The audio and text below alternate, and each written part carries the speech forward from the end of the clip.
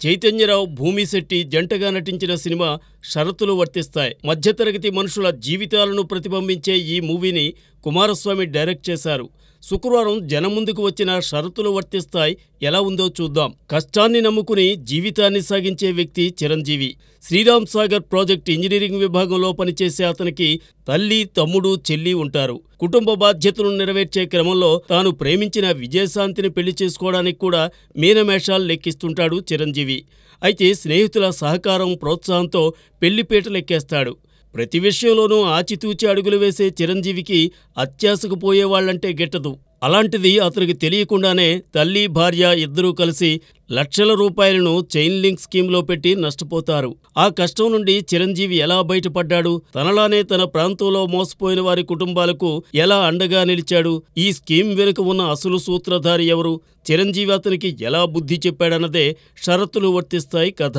ఈ మధ్యకాలంలో హీరో క్యారెక్టరైజేషన్ను ఇంత గొప్పగా చూపించిన సినిమాలు దాదాపు లేవనే చెప్పాలి. సకల గుణాభిరాముడి మాదిరిగా హీరో పాత్రను డైరెక్టర్ డిజైన్ చేశాడు. బాధ్యత గుర్తెరిగి మెలిగే ఇంటి పెద్ద కొడుగ్గా, కష్ట సుఖాల్లో భార్య వెన్నంటి ఉండే భర్తగా, సమాజంలో తోటివారికి ఆపద వస్తే ఆదుకునే ధీరుడిగా ఈ పాత్రను దర్శకుడు తీర్చిదిద్దాడు. పెళ్లికి ముందు ప్రేయస్తో సరదాగా ఉండే ఒక వ్యక్తి పెళ్ళయ్యాక కుటుంబ బాధ్యతలు నెరవేర్చుతూనే తనకు, తన తోటివారికి వచ్చిన సమస్యను ఎలా పరిష్కరించాడో ఈ సినిమాలో ఆసక్తికరంగా చూపించాడు. అంటే ఇందులోని హీరోలోనే ఓ చాణక్యుడు, చంద్రగుప్తుడు కూడా ఉంటారన్నమాట.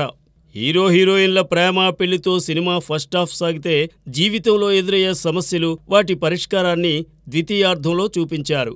అయితే ఫ్యామిలీ డ్రామాతో కథ సాగినప్పుడు ఆసక్తికరంగా ఉంది. కానీ దీనికి పొలిటికల్ టచ్ ఇచ్చి ఓ మోటివ్తో రాజకీయ నేతను తెలివితో ఎదుర్కోవడం వంటివి అంత కన్విన్సింగ్గా లేవు.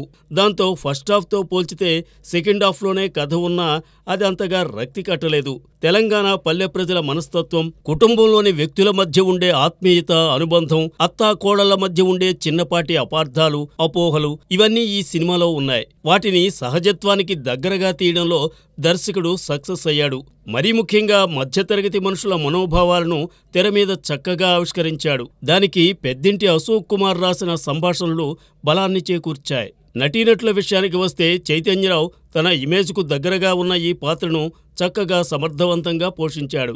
అతని భార్య పాత్రలో కన్నడ నటి భూమిశెట్టి ఒదిగిపోయింది. ఇతర ప్రధాన పాత్రలను నందకిషోర్, సంతోష్ యాదవ్, దేవరాజ్ పాలమూరు, పద్మావతి, మల్లేష్ బలాస్, సీతామహాలక్ష్మి, పెద్దింటి అశోక్ కుమార్, సుజాత తదితరులు చేశారు. తెలంగాణ మాండలికాన్ని ఆయా పాత్రధారుల చేత హృద్యంగా పలికించారు. అరుణ్ చిలువేరు, సురేష్ బొబ్బిలి అందించిన బాణీలు, ప్రిన్స్ హెన్రీ నేపథ్య సంగీతం ఆకట్టుకుంటాయి. ప్రవీణ్ వనమాలి, శేఖర్ పోచంపల్లి సినిమాటోగ్రఫీ బాగుంది.